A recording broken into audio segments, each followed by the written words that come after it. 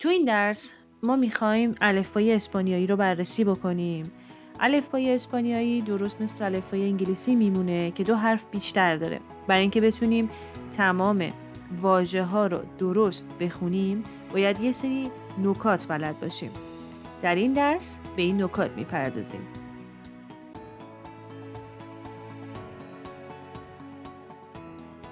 بریم با هم یه نگاهی به حروف الفبا بندازیم.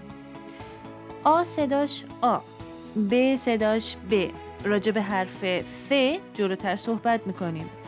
د صداش د، ا صداش ا، اف صداش ف، خ باید راجع بهش صحبت کنیم. آچه باید راجع بهش صحبت کنیم. ای صداش ای، خودتا همیشه صدای خ میده. کا صداش کا. ال صداش ل، ام صداش م، ان صداش ن، انیه صداش نیه، او صداش او، پ صداش پ، کو صداش که، ار صداش ر، اس س، ت صداش ت، او صداش او، او به صدای ب میده، انگار که داری ب میخونی. او به دوبله صداش و، برای کلماتی استفاده میشن که از زبانهای دیگه به اسپانیایی اومدن مثل ویندوز. اکیس 2 تا صدا میده، جلوتر راجبش صحبت میکنیم. ایگریگا صداش ی و ثتا صداش ث.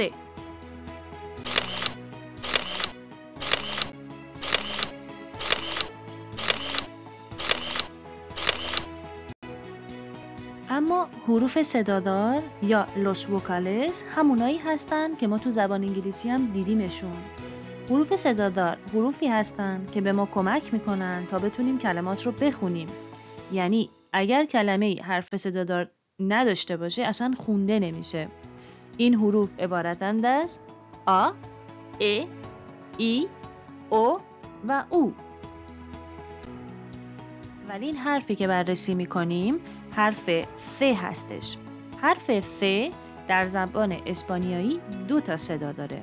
اگر بعد حرف ث بلا فاصله حروف صدادار ا یا ای بیان، صدای ث میده. ث مثل TH انگلیسی، سنترو، سیفرا. و اگر هر حرف دیگه‌ای بجز ا یا ای بیاد صدای ک میده، مثل کاسا، کولا. حرف بعدی حرف خ هستش. دقیقاً مثل حرف ث میمونه، 2 تا صدا میده. اگر بعد حرف خ بلا فاصله حروف صدادار ا یا ای بیان، صداش خ، مثل خنت، خیرا.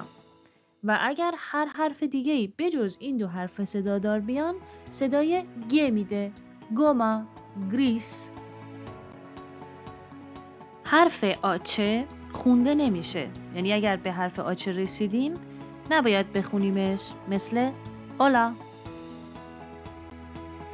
حرف خوتا همیشه صدای خ میده، خولیو، خونیو. حرف نیه صدای نیه میده، مثل اسپانیا، نینیو. اما حرف اوبه که قبلا هم بهش اشاره کردیم همیشه صدای ب میده، باکا. حرف اکیس 2 تا صدا میده، معمولاً برای کلمه هایی که از آمریکای لاتین اومدن و بومی اونجا هستن صدای خ میده، مثل مکزیکو.